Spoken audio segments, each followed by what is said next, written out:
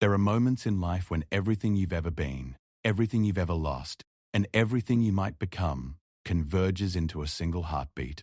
For some, that moment comes in a hospital room, a wedding chapel, or at a graveside.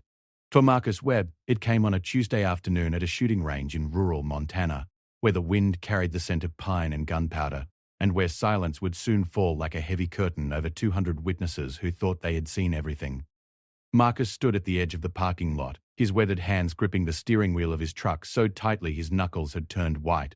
He had been sitting there for 20 minutes, watching people come and go from the range, their laughter and easy conversations floating through his open window like ghosts of a life he used to know. His rifle case lay in the passenger seat, covered with a thin layer of dust that spoke of months, maybe years, of neglect. The last time he had held that rifle, he had been a different man entirely.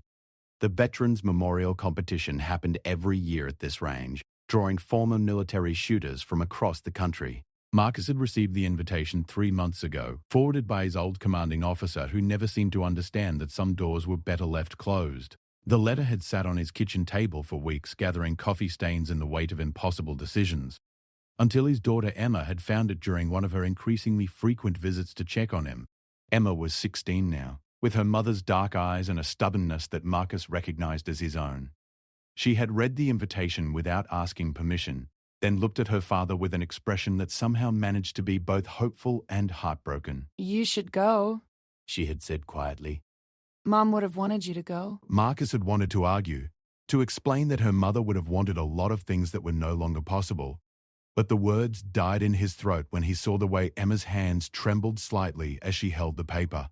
In that moment, he realized that his daughter had been carrying her own weight of grief and worry, watching her father disappear a little more each day, into a silence that had nothing to do with peace and everything to do with running away. So here he was, parked outside the range, fighting every instinct that told him to turn the truck around and drive back to the empty house where he had spent the last 18 months avoiding mirrors and memories in equal measure.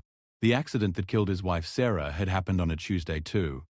Some part of his mind found bitter poetry in that fact, as if Tuesdays themselves had become cursed, marked on the calendar with invisible blood that only he could see.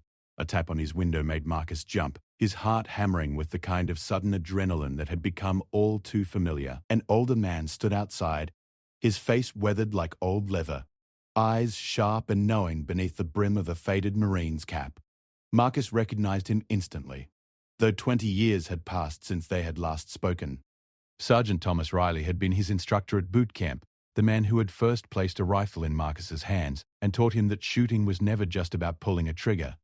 Marcus rolled down the window, and Riley leaned against the truck with the casual ease of someone who had nowhere else to be and all the time in the world to get there. "You planning to shoot from in here, Webb? Because I've got to tell you, the targets are a fair distance away, and this windshield might affect your accuracy."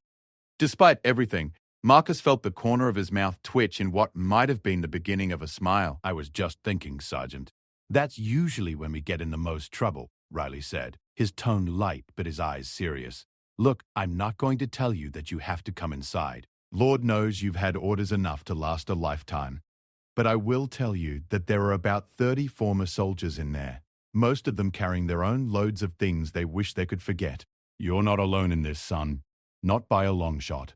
Marcus wanted to tell him that it wasn't the same, that his burden was different, heavier somehow. But he had spent enough time in therapy, sitting in the mandated sessions after Sarah's death, to know that grief was not a competition and pain was not measured on a universal scale. Every person in that range had their own demons, their own Tuesdays marked in invisible blood. "The competition," Marcus said slowly, his voice rough from disuse. "Bored. What's the challenge this year?" Riley straightened up and something flickered across his face, an expression that Marcus couldn't quite read. "It's a distance shot. 1,000 yards with iron sights only. No scopes, no laser rangefinders, nothing but the shooter, the rifle, and the wind. They're calling it an impossible shot. In 30 years of running this competition, no one has ever made it. 1,000 yards." Marcus did the mental calculation automatically, his mind falling into the familiar patterns of windage and elevation, of bullet drop and atmospheric pressure. With a scope, it would be difficult but achievable. With iron sights alone, It bordered on the realm of pure luck rather than skill. The human eye simply wasn't designed to see that kind of detail at such distance.